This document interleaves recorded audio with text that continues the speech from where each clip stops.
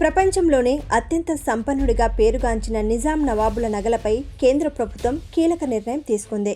గత కొన్ని దశాబ్దాలుగా నగలు ఆర్బీఐ ఆధీనంలో ఉన్నాయి. అసలు నిజాం నగలేంటి, ఆర్బీఐ దగ్గర ఉండటమేంటని సందేహం వస్తోందా? దీనిపై మరిన్ని వివరాలు తెలుసుకునే ముందు మా ఒక మాటను సబ్స్క్రైబ్ చేయండి, షేర్ చేయండి. ఇక వాస్తవ వివరాల్లోకి వస్తే, నిజాం నవాబులకు చెందిన అపురూప ఆభరణాలపై కేంద్ర ప్రభుత్వం ఇటీవల కీలక ప్రకటన చేసింది.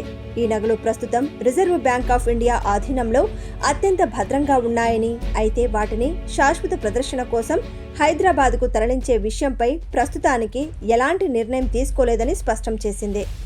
భవిష్యత్తులోనూ వీటిని హైదరాబాద్ తరలించే అవకాశమే లేదని చెప్పేసింది.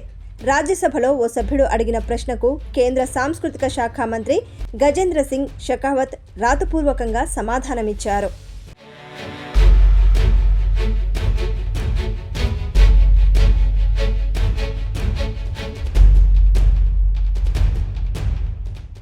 (1995) నుండి 173 అపురూపమైన నిజాం ఆభరణాలు ఆర్బీఐ లాకర్లలో ఉన్నాయన్న విషయం ప్రభుత్వానికి తెలుసా అని అడగ్గా మంత్రి తెలుసునని బదులిచ్చారు.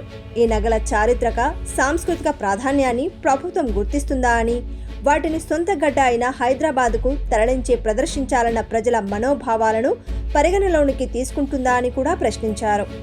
దీనికి మంత్రి బదులిస్తూ, నిజాం నగల చారిత్రక, సాంస్కృతిక ప్రాధాన్యతను, వాటితో ముడిపడి ఉన్న ప్రజా ప్రయోజనాలను తమ మంత్రిత్వ శాఖ గుర్తిస్తుందని తెలిపారు.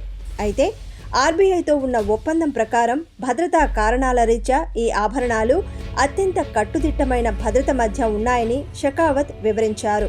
ఈ నేపథ్యంలో వాటిని శాశ్వత ప్రదర్శన కోసం హైదరాబాద్కు తరలించే అంశంపై ప్రస్తుతం ఎలాంటి నిర్ణయం తీసుకోలేదని ఆయన స్పష్టం చేశారు.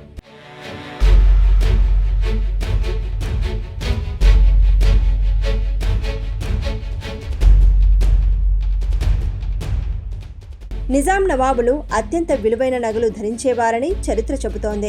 ప్రపంచ ప్రఖ్యాత కోహినూర్ డైమండ్ కూడా నిజాం నవాబుల వద్ద ఉండేదని తెలిసిందే. అయితే కాలక్రమేణా ఆ డైమండ్ బ్రిటిష్ రాణి చెంతకు వెళ్లింది. ఆర్బీఐ ఆధీనంలో ఉన్న నగలు అత్యంత విలువైనవిగా భావిస్తున్నారు.